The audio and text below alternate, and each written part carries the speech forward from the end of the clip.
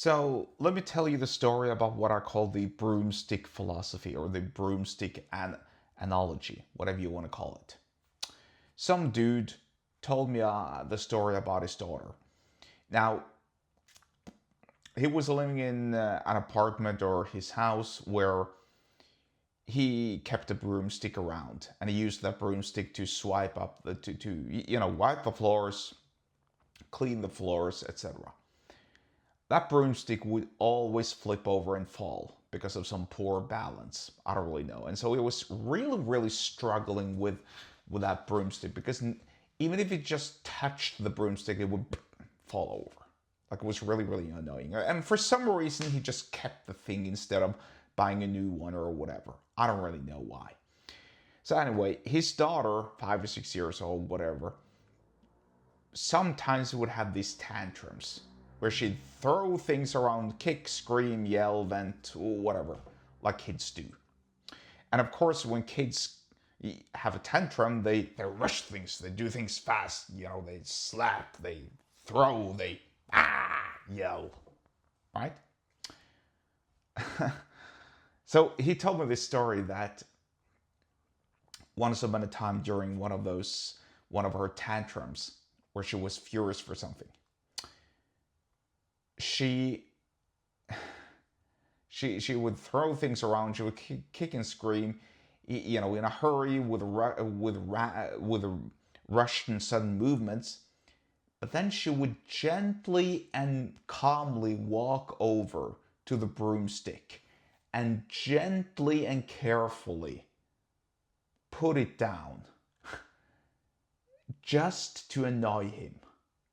Because look, he knew that when she was mad, things would fly. Her toys, her maybe a pillow, etc., etc.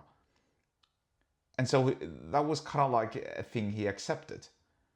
But seeing somebody else flip over that broomstick just to annoy him, that proved a point. Because that wasn't that wasn't his daughter just blowing some steam. That was her deliberately and what's the word I'm looking for here? That was her daughter, his daughter, using precise calculation to persuade her father into getting her will. And so if you think about it, that's actually very interesting. Now, I forgot what happened next. I don't know, maybe he probably picked up the broom again and yelled on her for having flipped it over. I don't really know. But that's beside the point. The point is, when you do something carefully and deliberately and slowly, that shows intent. And when you're showing intent, you're showing care. And from a persuasion and sales perspective, this is really interesting. Because when I think about all the times that I've purchased something from people who are in a rush, I never felt convinced that was a good purchase. Instead, I've actually questioned myself: was this really smart? He talked so fast. He said a lot of stuff. I don't really remember anything. Should I have done this or not? I can't really say. Whereas, if the sales clerk takes his time, responds to all of my questions, doesn't rush anything, doesn't make me, doesn't do his best to make, doesn't rush anything on my part either, doesn't force me into rushing my opinion, obviously, then I will always feel better about myself. Because I know that I've taken my time here and I've gone through sort of like my checklist.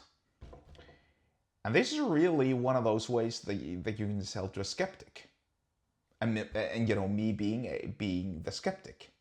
It is by using the so-called broomstick analogy or the broomstick philosophy to slowly and deliberately and carefully go through the sale, highlight the flaws, go through the process, and do so with complete and utter conviction. And that will be it for today, I believe. If you want to learn more about sales, persuasion, and business, get subscribed to my email list. The link to do so is in the episode description. Excuse me. The link to do so is in the episode description. The link to do so is in the episode description, wherever you're watching and or listening to this, and I'll see you there.